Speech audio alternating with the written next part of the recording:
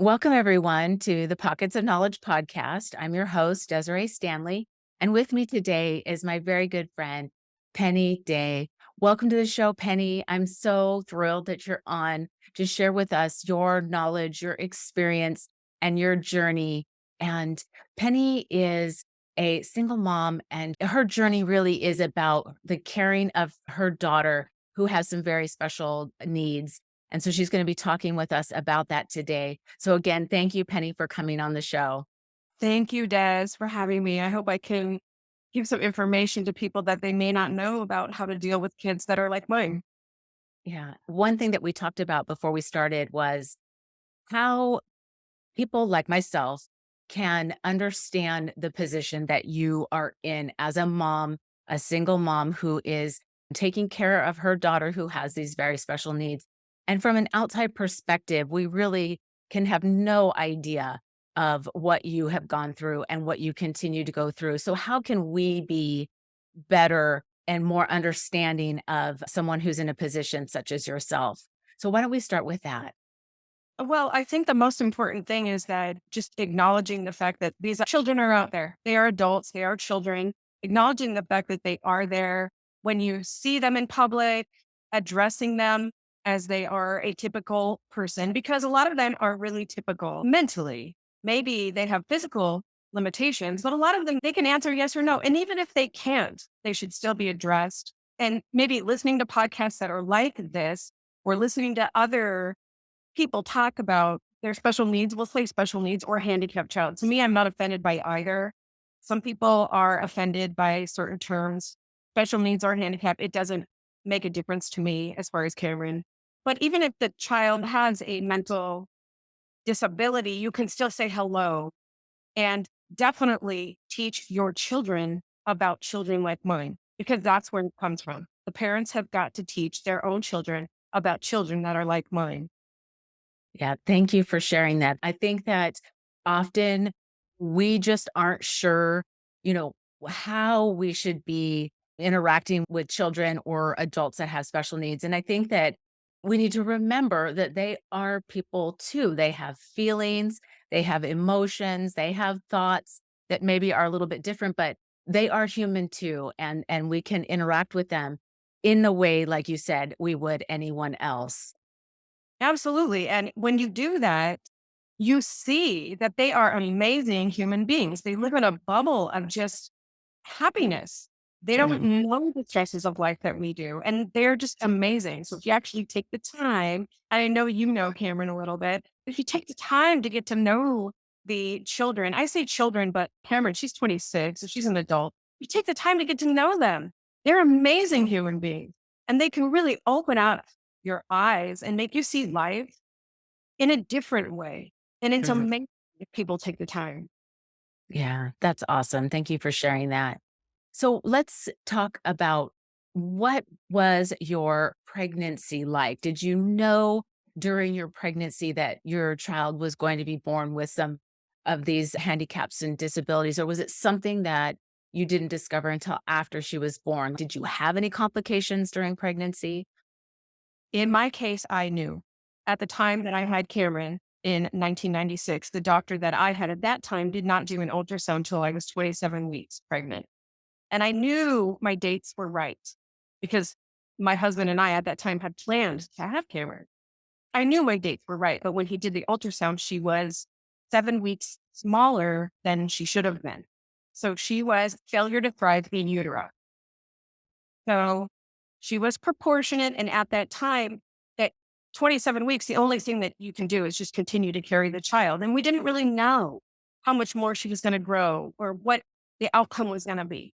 So I carried her 36 weeks and then she went into fetal distress, Mm. which was really hard because I knew those last 9 weeks that there was something wrong. And I really just had to, for one, feel for movement and make sure she was still alive, which was hard. So then finally at the 36 weeks, she stopped moving. And I went in to the doctor and right away he said, well, you've got to go to the hospital right now. And within a couple hours, they had delivered her an emergency C-section, which was frightening. The nurses were frightened. thought it was just a very frightening experience. And it turned out that she was 3 pounds, 3 ounces at 36 weeks.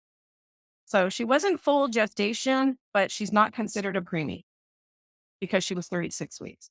She went right into the NICU and I did not see her. I didn't see her maybe for a couple days because I was in recovery. So they sent up a picture to show me that she was okay, that she was alive. And that was hard. I can't even imagine what that must feel like, just the stress and the worry about, "Is my child okay? Am I gonna be okay?" And that's just got to be a really, really difficult time, and I imagine that it was for you. So while she was in NICU, you said that they sent you photos that you knew she was okay. At what point was she stable enough that you could see her? They never brought her to my room. I eventually had to go down to the NICU. She just couldn't be out of the incubator. It probably took me at least a day to make a recovery to where I could get up to where they could take me down. And she was in there for 3 weeks, disconnected to every many machines that they can possibly put on them and a little warmer, little tiny warmer. So she was 3 pounds, 3 ounces. And the most amazing thing about being there at that time was there was a microcreamy there, a little boy. And at that time, there was not a lot of microcreamies. Mm. And so that was amazing to actually to see them also with the parents there trying to get this little boy to thrive at the same time that I'm trying to get my daughter to thrive. It ended up that she had a little jaundice, which was easy to take care of, but also then started having seizures. So she was put on seizure medication and it's amazing experience there. And it is frightening. I will say this, but it's kind of amazing. They really encourage you to hold your child, no matter how tiny they are. The NICU nurses move the baby into your arms and into the father's arms and you hold the child. And I remember I was constantly pumping breast milk because that's the most important thing for the babies at that time is to get the actual breast milk. So constantly pumping, even though I couldn't feed her, it was pumping, pumping.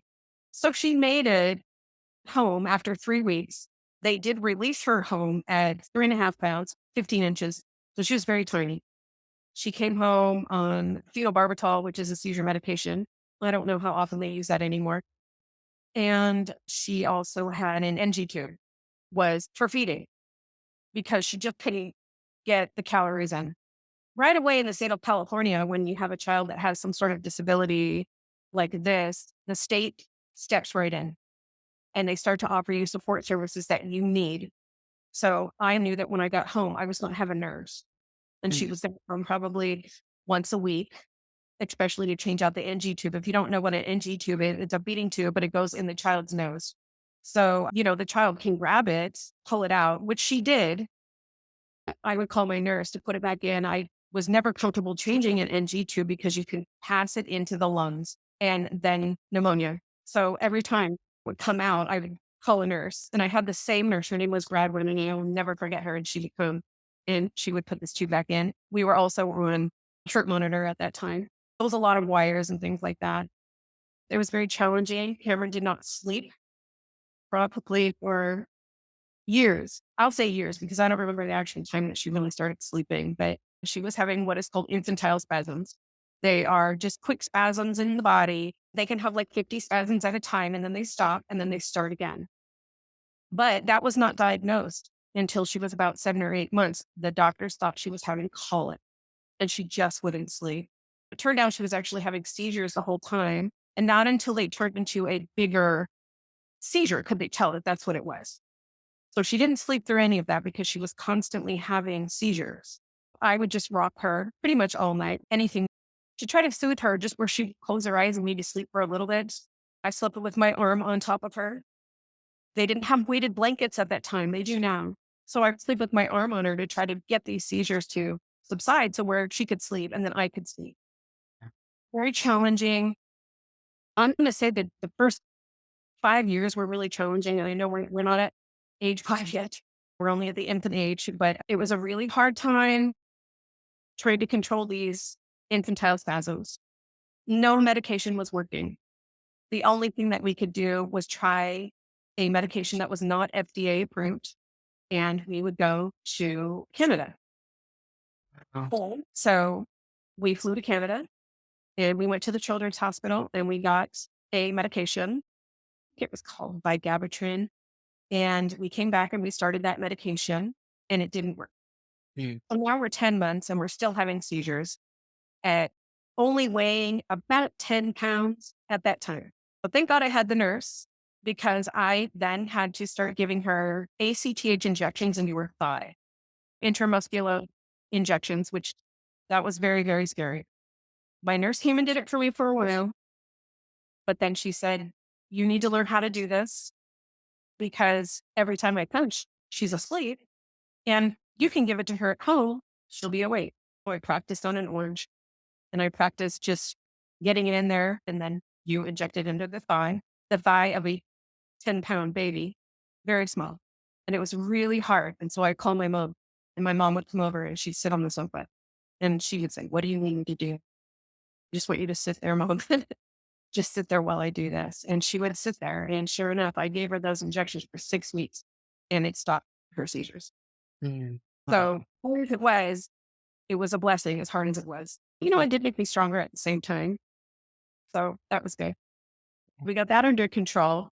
And then it just became a question of feeding because she still had an NG tube. She wasn't getting enough food. So I think at about 1 year old, they decided to put a G tube in. So they would go into the stomach now. And that's a little peg and it goes straight into the stomach. She got that when she was 1. And that was a disaster. I know. I have to be honest, though. It was a disaster. They put it in, but they did not close off the valve that would cause her to throw up. So the milk would go in and she would just throw it right up. And I told them that she's just throwing it up. We had to go back and do it again. So we went back in when she was about 1 year and 3 months. They went back and did it. They replaced it and then closed off the valve so that she could not throw up the formula. We're on a feeding pump for a long time. So it was me, her, and the pump walking around the house. She was constantly begged at a very slow rate. And eventually she stopped throwing up and she started to thrive and get bigger. It was probably around maybe by the time she was 2. And even though, she was 2, she still only looked maybe 1 year old, just very small, still failure to thrive, even out of utero.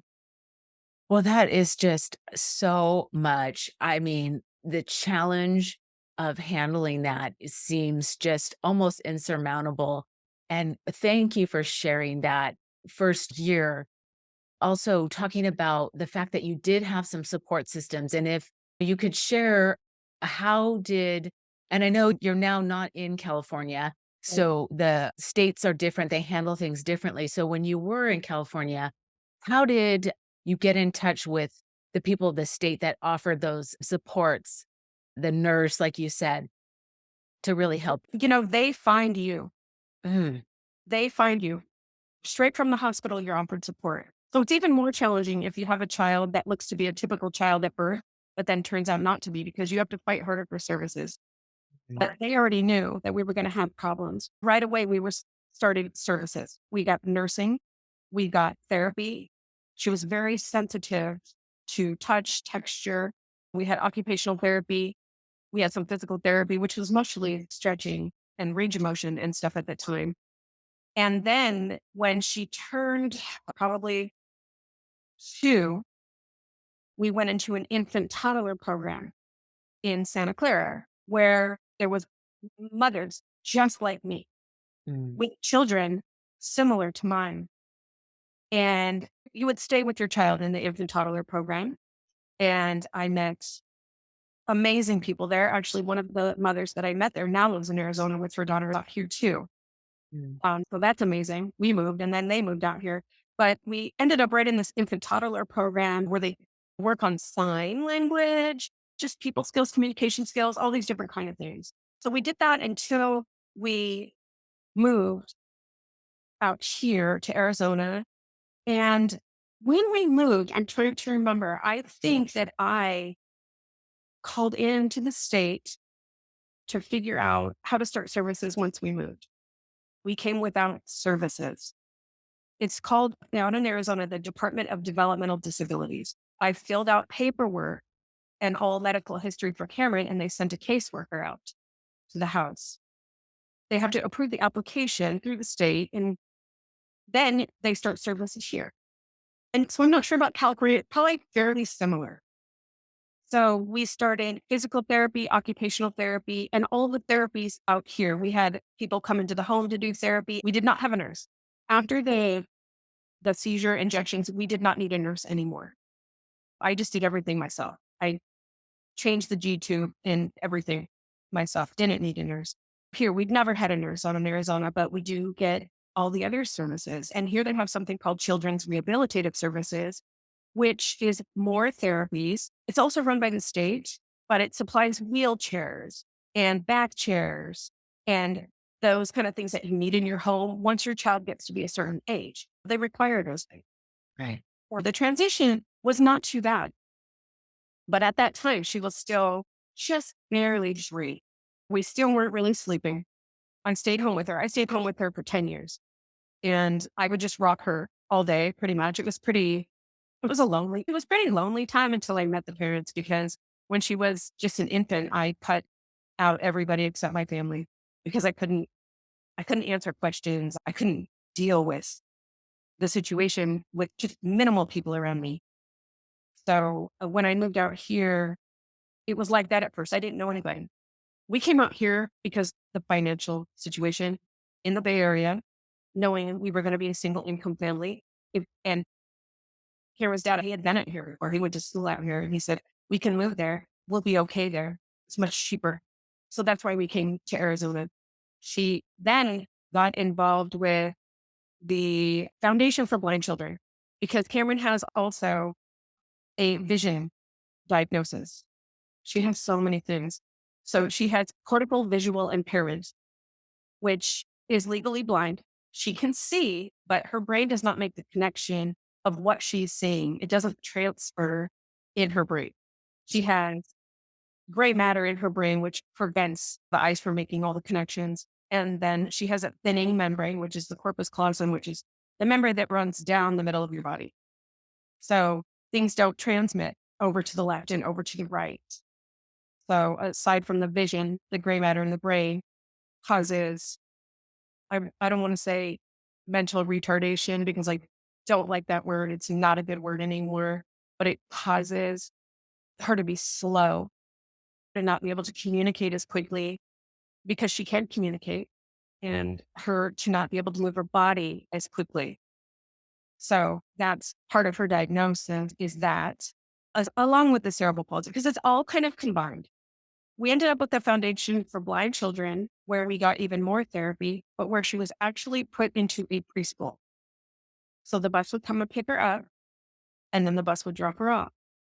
For the first 3 months, I wouldn't let her ride the bus. I drove her, and then I stayed there. And boy, she screamed and screamed and screamed, and I sat there crying and crying and crying. And then finally they said, she's screaming anyway. Why don't you just go? Why don't you go? So I got in my car crying and I drove myself straight to the gym. Yes. I had gone to the gym when I was pregnant. I didn't say this at the beginning. I had gone to the gym up till I was 5 months and they told me no more exercise. You have to stop. So I stopped. So I knew there was an outlet for me already, sports and working out. So I drove myself to the gym and I never stopped. When she was old enough, I would bring her with me. She would go in the kids club.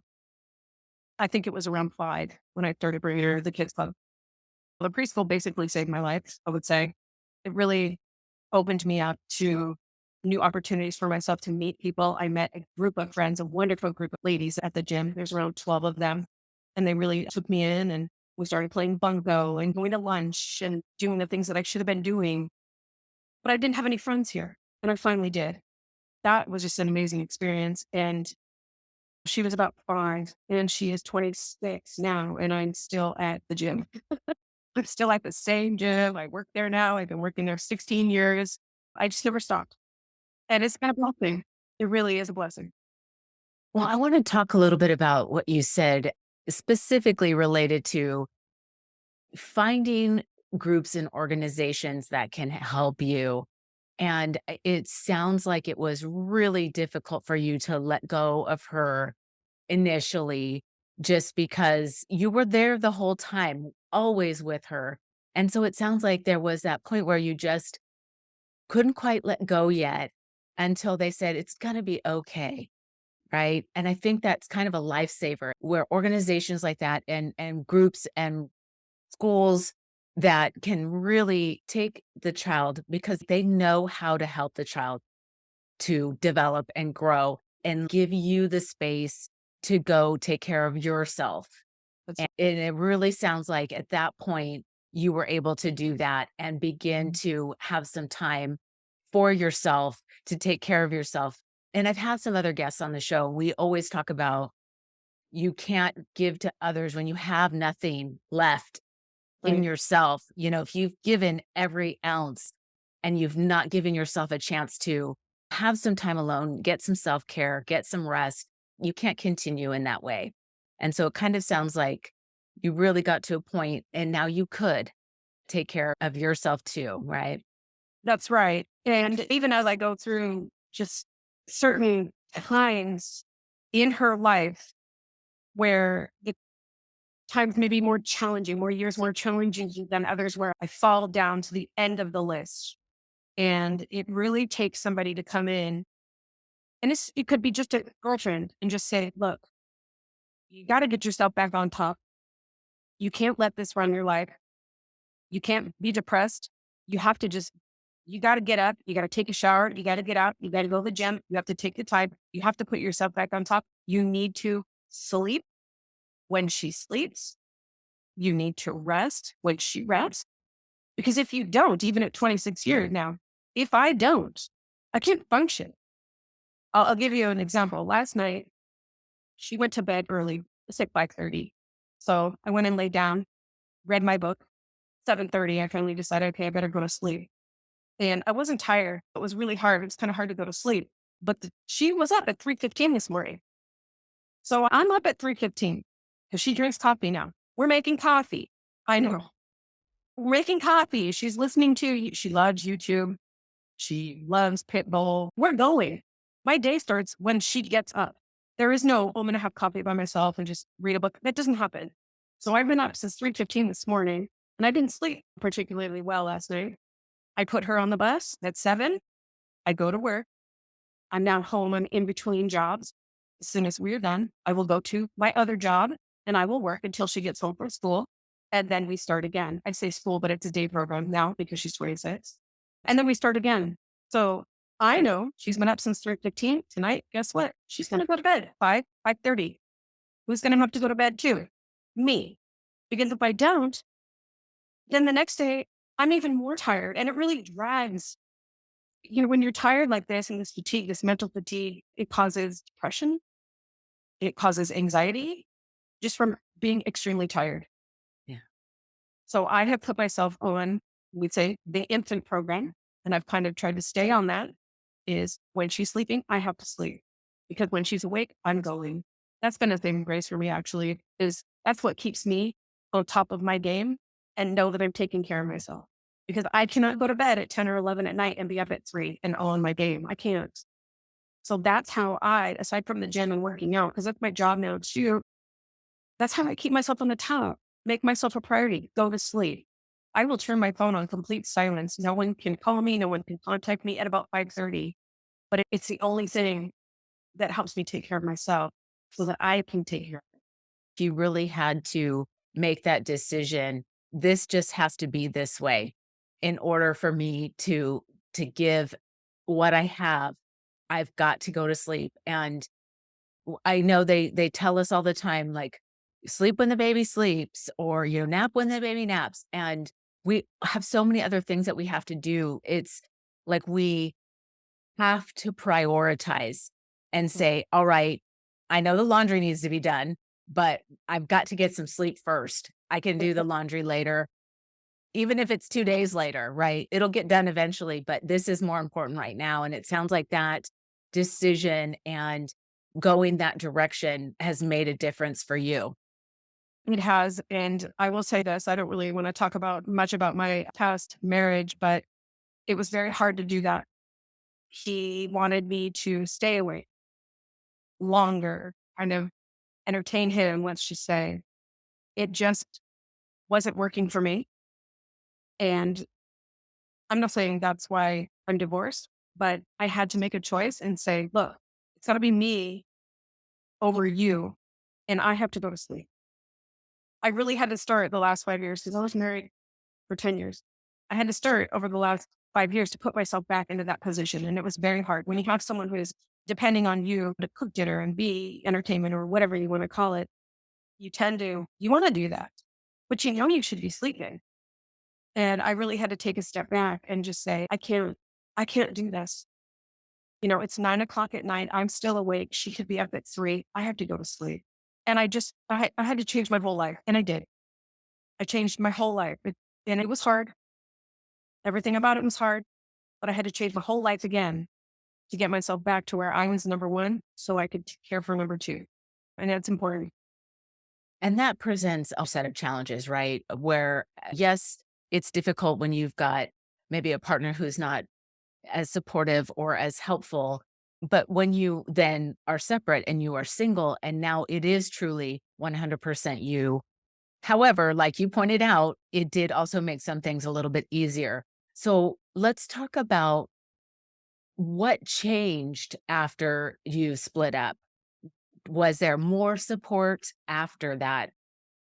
No, no, I mean, but I didn't need it. Mhm. I felt like I didn't really need it. Like with Cameron's dad and I just kind of grew apart. We were together for 17 years and we just kind of grew apart. She sees her dad every other weekend. He's an amazing father for her, but it was still me 99% of the care. Going into a second marriage, it was me again, 99% of the care. So me actually walking out of a second marriage, it helped me. It didn't make anything more challenging for me. I knew what was coming and I set myself up for certain things to know that I have to be able to take care of myself financially. I have to be able to take care of Cameron financially. And then I have a stepdaughter and a granddaughter, and they're going to need my help too. So I had set myself up and I knew what I was doing. And I knew that it was the only way that I was going to thrive and get Cameron back thriving again because she wasn't doing so well the last couple of years of my marriage. I don't know if she was trying to send me a signal, but a lot of screaming, a lot of tantrums, a lot, a lot, a lot. And she doesn't have it anymore, ever. So she could have been trying to tell me something. Yeah, it sounds like there probably was the energy, like she could feel the energy and the maybe the unhappiness of the situation. That's what she was reacting to, it sounds like. Yes, the stress, the arguing. Right. At that time, I guess I just didn't think that it was affecting her. We've been divorced 3 years. In hindsight now, I realize it was just so chaotic. And I don't think her brain could compute what's going on. She can tell me, Mom, you got to go. Mom. Mm. But I finally got it and I figured it out. And I work a lot. I work 2 jobs. Plus, I decide to keep her at home. And so I work full time for a caregiving company because I choose to keep her at home versus put her in a group home. I don't want to do that. Not yet. I could still care for her. My agreement with her, even though she might not know it, was that I would care for her at home as long as I possibly could. And if when I get too old and I can't do it, then things might be different. But I find that group homes are not necessarily the best place for someone like Cameron. So I get paid to care for her at home 40 hours a week. And then I work 2 jobs on the side and I get by. I do better than get by. I have enough money to do the things that I need to do, the things that I want to do, buy the things that I need to buy. And I'm not saying I buy in excess because I don't, but I pay for her van and I pay for my home. And together we're just a team. It's just her and I, we're just a team. It's just what it is. But you brought up a good point there about right now you're caring for her at home and that, sometime in the future that may not be the case. So is that something that you've begun putting a plan in place? Have you thought about what's going to happen when you get to the point that you cannot care for her? I have, because I have other neighbors who are in the same situation and we have some similar kids and we have talked about putting them all in one group home so that each mom can take a time to go over and check on the children. And we know that they're children of light as far as maybe not grabbing, hitting, screaming, because she has been attacked twice in a day program by a child that has behaviors. And so I cannot have her around a child that has behaviors. So we have talked about that kind of stuff. And The last mom that I talked to, she said she's not ready yet. And I'm not really ready yet because we did think about it right after COVID or maybe during where the opportunity came up where we could put four of them together. And I struggled and I cried and I cried and I cried. And I said, if you're crying this much, there's your answer. Your answer is no. Your answer is just that you're not ready. So yes, I've thought about it. I'm not ready to do it. I can still care for her. I do use things to care for her. I have a Hoyer. My other equipment, I don't pick her up anymore. She's 132 pounds. She's probably almost as tall as me. I am strong. I can still take care of her. But I do miss freedom that I could possibly have to go on vacations and things like this. I just went on, as you know, my first vacation in 26 years. And that took some organizing with her dad because her dad took her and probably as part of me, I've never asked before. So I have to own that part.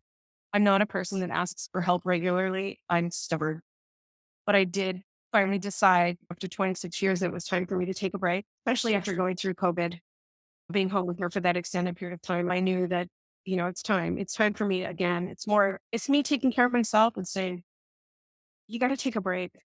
You got to do stress. He gets 6 weeks paid a year. So he said, I'll take a week off work.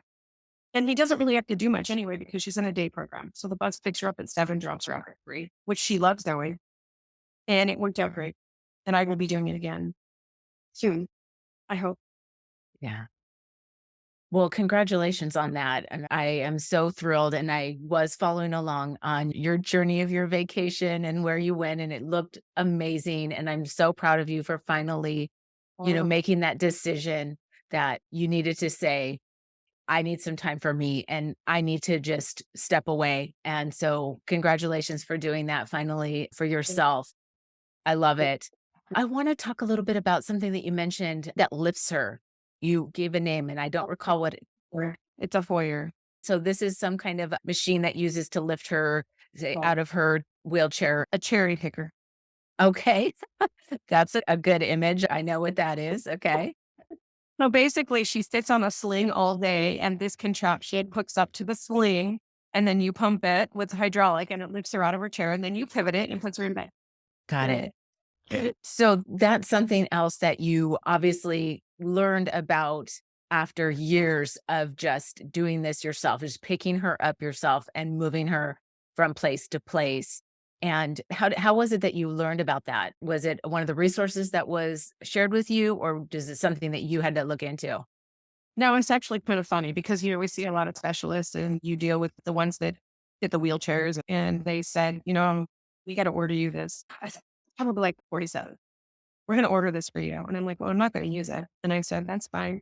So when they ordered it, I didn't have a choice. They're like, no, we're ordering it. Yeah. And I put it in the garage. I said, I'm not using that until I turn 50. But then over COVID, with her being home with me for probably 2 to 3 months, I got exhausted. She is 132 pounds. And I was like, I got to pick this Hoyer out. So I got the Hoyer out of the garage. I dusted it off and I watched a YouTube video and I started using it. It does take a little bit longer versus just scooping her out of her bed and put her in her wheelchair. It takes a little bit longer, but it saves my back. So now I'm a whiz at it. I just fling her right up, pump her right, put her in her chair and take her back out. Really, they were right. They were right to order it for me because I probably would never have ordered it myself because, I'm too strong. I don't need a Hoyer. What are you talking about? But it's amazing. But yeah, it's amazing. Yeah, that's great, though. It sounds like you finally recognize that this is a tool for your benefit and there's nothing wrong in using it. And it's actually going to help you in the long term so that you Absolutely. can be physically able to care for her for a longer period of time because you're not going to throw your back out or whatever the case may be. So I think that that's important that we recognize when we need to use the tools that are there for us, right? Right. That one's easy to get because they ordered that for me. That was covered. Every piece of equipment that we have has been covered by the state, minus a wheelchair van. They do not cover wheelchair vans. So that is something that's really hard for some parents to get because they're very expensive, extremely expensive. I was lucky and I was able to get one. I'm on my second one right now because I got in an accident, but I'm on my second one. And that thing also, it's just a life-saving piece of equipment for us parents. You just ramp it right up. You just ramp them right in there and hatch them down in their chair and off you go. So we've gone many places. I've taken her to Southern California. I've taken her to Northern California. I've taken her to Nevada. I've taken her lots of places, and I could still do it in a car, in my van. So that's what she does. Flying is a whole different issue because she is so big. But never been on a plane in a while. When she was smaller, we would fly back and forth between Northern California and Arizona, but she's quite a bit bigger now. So that's a little bit more of a challenge. But boy, that car, I've had nightmares that I've lost that car. Oh my That's how gosh. that's how important those vehicles are. I wish Yeah. that they would make them more accessible to maybe the parents who can't afford to get them, but find them where they can get them. Get a little more help from the state. Well, thank you for sharing that. And I remember a story that I'd like to, have you expand on a little bit. You were talking about parking in a designated handicap spot that had the space so that you could get the wheelchair out of your van. However, what happened? Well, numerous things have happened actually in parking lots. And one of the things is that people leave their shopping carts there. We're talking about the parking lots where they have the strips where you're not supposed to park, where some people put their electric carts that they use at the grocery store or just manual carts. And also some people park in those spots and you can't get your door open. There's also, and a lot of people I don't think realize this, there's two different kinds of handicap spots out here. There is, I'm not really sure. I'm sure they vary from state to state. But one of the signs will say handicap for van, and it offers more space on each side. And then one of them just says handicap, which could be just for a car that doesn't have a ramp that opens out to the left or the right. So there's actually two different kinds. And a lot of times people in cars park in the handicap spots that are van that have a side entry. So we have gotten stuck numerous times. And actually, we just got stuck. We were in Scottsdale and I took her into the shop and I came back out and someone had their car in the strike spot. So I could not open my door. And it was a big Escalade. And a boy just so happened to walk to that car. And I said, "You need to move your car. I can't get into my car with my daughter because you're parked in a spot that's not a parking spot. Are you the driver?" And he said, "No, I'm not the driver." And I said, "Well, this is not a parking spot." And I was trying to be as nice as I could be, but my blood pressure was probably through the roof. And he backed the car out and he parked behind other cars where they were now stuck. But he didn't leave the vehicle. And then he said he was sorry. And I said, "Okay, thank you." But those are not parking spots. And thank God he was there when I came out because I could have been there all day or I would have had to move my car. I've had to do this many times. Back my car into the parking lot to open the door and then put her in because people are blocking those spots. I don't know if it's that they're not aware or that they just don't care. So I don't know, but it does Yes. happen quite a bit. Well, thank you for expanding a little bit because I didn't realize that there were two different kinds of handicap spots, but it makes sense. And, I did want to bring that up so that people recognize that really, truly, that is designated for a reason. Don't put your carts there. Don't put the electric scooters there. Don't park in those spots. There really, truly is a reason that those white lines are painted there. And that's to allow people such as yourself who have children that have equipment that need to be put into the van a certain way and don't park there.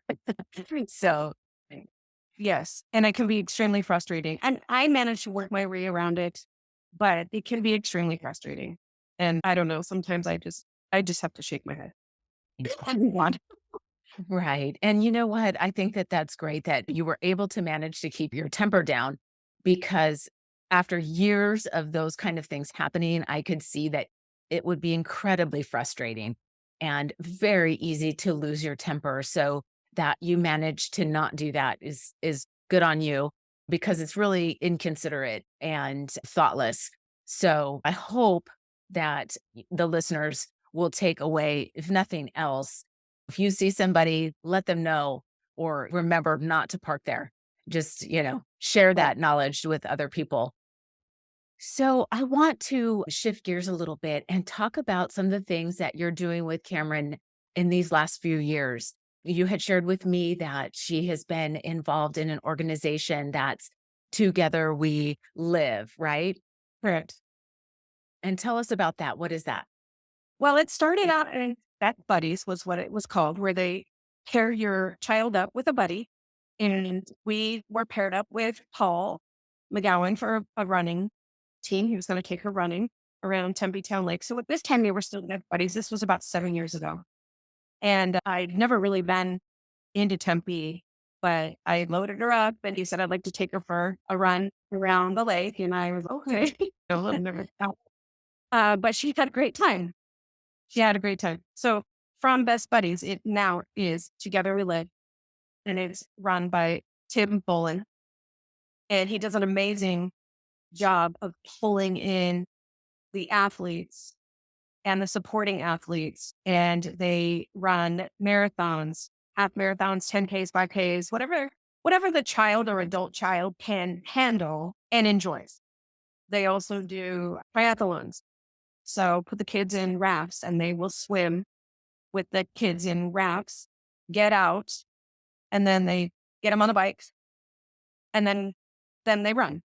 Whatever the child can handle. We started that about 7 years ago, and we started with Paul, and Paul then teamed up with Daniel. Now she has two, so she's team Cameron with Paul and Daniel. There are other support athletes though that have pushed her, just depending on everybody's schedule, and it's great. I've met so many parents now because it's a huge team now. I'm sure you've seen the pictures. Started out as a small team. It's a huge team. It's just amazing. All these runners that come out and volunteer their time to push our kids around the lake and I think love it.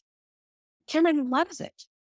And, I'm so glad that I got involved in that because it really has changed my life. I drive to these places now for these races. And yes, I do get anxiety, like PF Chang. Oh, that's a big race.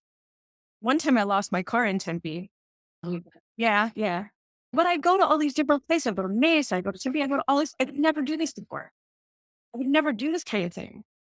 So it's just great. And that parents, there's so many parents, we're in the same situation. We're all in like situations and we can talk about the different things that are going on with our kids because most of us don't run with our children, even on practice runs.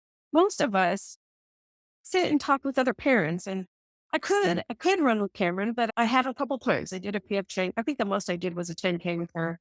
But I just decided that I want her to not be doing something with me, to be doing something that she can do without me, that she's comfortable. She loves these guys. She loves it. And I'm so glad. And like I said, it's been 7 or 8 years now that we've been doing it. And it's opened up a whole new world for me. And it's amazing. So I want to ask you, is that organization just strictly in that Phoenix, Tempe Mesa area, or do they have that organization throughout the states? Well, this is only Arizona. And it kind of just depends on how far the parents want to travel. It is based mostly out of Tempe. So I'm one of the farthest ones, probably, but that drives out to Tempe, but it's just Arizona and it's a nonprofit organization. So it's based on donations. And with donations, we've been able to get numerous running chairs. They're very expensive. So we have quite a few running chairs now, and it really is solely based on donations.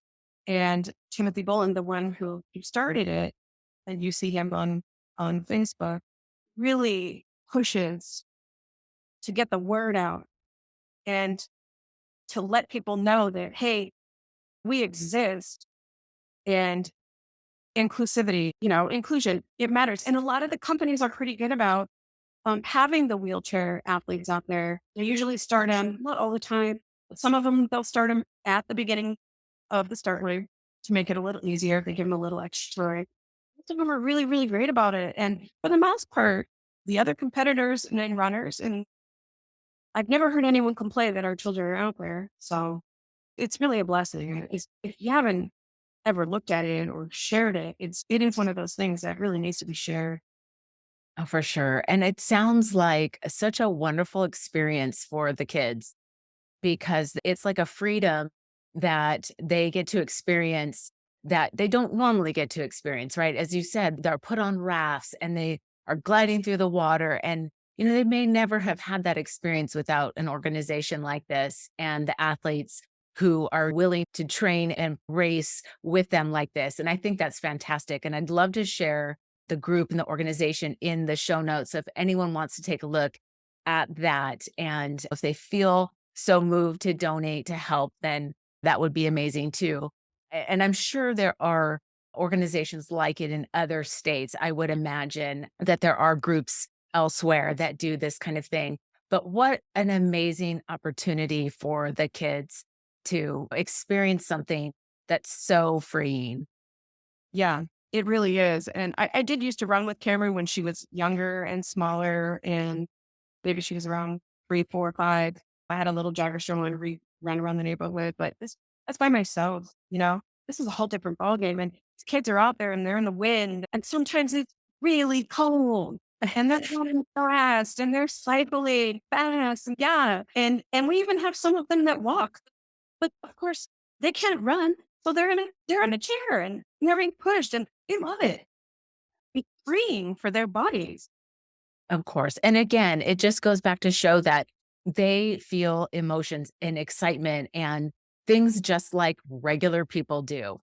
They're experiencing those things just like we do. That's right. Yeah. Well, Penny, I have so enjoyed this time that we've had together and you sharing your experience and your journey and sharing with us some important things to remember. So, thank you again for that. But I want to close out by asking you if there's any books that you've read or are reading now, or maybe podcasts that you could recommend that the listeners take a look at that would be beneficial to them. We, as caregivers, paid caregivers for our children, have to do continuing education. And there are certain movies that you can watch, like The Peanut Butter Falcon. I don't know if you've heard of it, but that's a movie that you can watch. The Fundamentals of Caregiving, amazing movie. And both of them were out maybe on Netflix. We also have something called Article 9 that dealt with Geraldo Rivera in upstate New York went into this facility when they were putting children in facilities at that time, who uncovered abuse and neglect and things like that. But it really struck me as horrible. And just thank God, thank God somebody went and saw this and they fixed it. And each state has their own laws of how you can and cannot treat a human being Right. disabled or otherwise. So that's really important video. And other than that, I don't really listen to podcasts that have anything to do about, Cameron or anything like that. Groups, kind of stick within my groups of the people that I already know. But those two movies definitely you should watch. And then if you can look up the video, I think that the people who actually watch this video would be absolutely astonished at the behavior that was going on and how these children were treated through the years. And it's just horrible. And I thank God that I didn't have Cameron until after institutions. And that's a really important one. Thank you for that. Well, thank you for sharing those other 2 movies with us as well, and I'll include all of that in the show notes so others can check that out. I appreciate that very much because I think it's important that even if we maybe aren't in that situation ourselves with our own children, but just to understand and, be aware of what is happening to other people and have a little bit more empathy for the situation, I think is always a good thing. So thank you again for sharing that. And thank you again for your time and sharing your experiences with us. I so appreciate you coming on today, Penny. Thank you. You're welcome, Des. Thank you for having me. Of course. And we'll talk soon. Okay. Bye.